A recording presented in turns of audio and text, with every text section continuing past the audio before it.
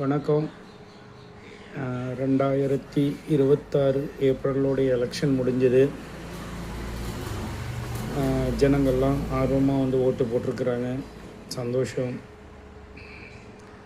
தமிழ்நாடுக்கு மாற்றம் வேணுமான்னு கேட்டால் மில்லியன் கொஸ்டின் மாற்றம் வேண்டாம்.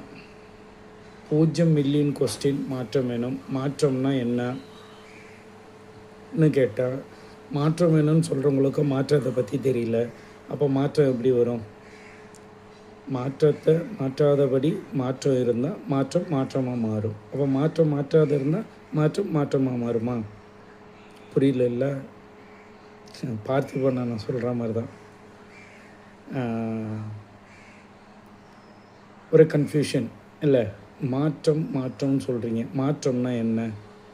சில பிள்ளைங்க சொல்கிறாங்க, இந்த சாராய கம்பெனி ஒழிக்கணும், அதை டாஸ்மார்க் ஒழிக்கணும், ரேபிஸ்ட் ஒழிக்கணும், கஞ்சா ஒழிக்கணும், அப்புறம் வந்து எல்லாம் சொல்கிறது சரி. ஆனால் அதுக்கு ஹெல்ப் பண்ணுறது யார் அப்படின்னு பார்த்திங்கன்னா, உங்களை போல் வாலிப பிள்ளைகள். வாலிப பிள்ளைங்க ஏன் போய் வாங்குறீங்க? உங்கள்கிட்ட ஒரு ஆள் வந்து அதை கொடுத்தால் அதை நீங்கள் என்ன பண்ணணும்? யூஸ் பண்ணக்கூடாது, உடம்புக்கு கேடுன்னு சொல்லணும். எத்தனை வாலிப பிள்ளைகள் பட்டணத்தில் இருக்கிறவங்களாம் பப்பு போகிறீங்க. பப்பில் என்னெல்லாம் நடக்குது? ஏன் வாலிப பிள்ளைங்கள் அப்போ மட்டும் சொல்ல மாட்டேன்றீங்க இதெல்லாம் தடை பண்ணணும்னு? ஏன் வாலிப பிள்ளைங்கள் அப்போ மட்டும் வாயை திறக்க மாட்டேன்றீங்க? பப்புக்கு போகிறீங்கல்ல.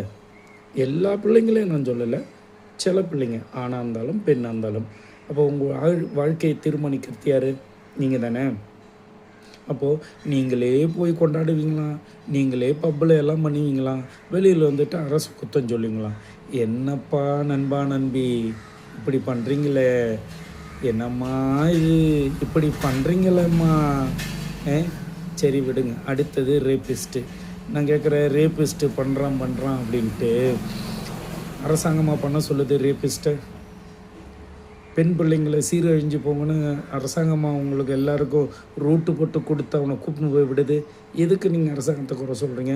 ஒரு தனி மனிதனுடைய ஒழுக்கம், ஒரு தனி மனிதனுடைய வாழ்க்கை, ஒரு தனி மனிதனுடைய சிந்தை, புரியுதுங்களா? ஒரு தனி மனிதனுடைய செயல், இதெல்லாம் எப்படி அரசாங்கம் ஏற்றெடுக்கும்? சரிங்களா? அதுக்கப்புறம் இந்த டாஸ்மார்க்கை ஒழின்னு சொல்கிறீங்க. டாஸ்மார்க்கை கொண்டு வந்தது ஏடிஎம்கேம்மா, எம்ஜிஆருமா, ஜெயலலிதாம்மா. ஏம்மா இதை புரிஞ்சிக்க மாட்டேன்றீங்களேம்மா? டிஎம்கேவையே குறை சொல்கிறீங்களேம்மா செல்லங்களா? வேண்டாம் பாப்பா. இன்னும் அடுத்த வீடியோவில் நிறைய விஷயங்களை சொல்கிறேன். அதனால்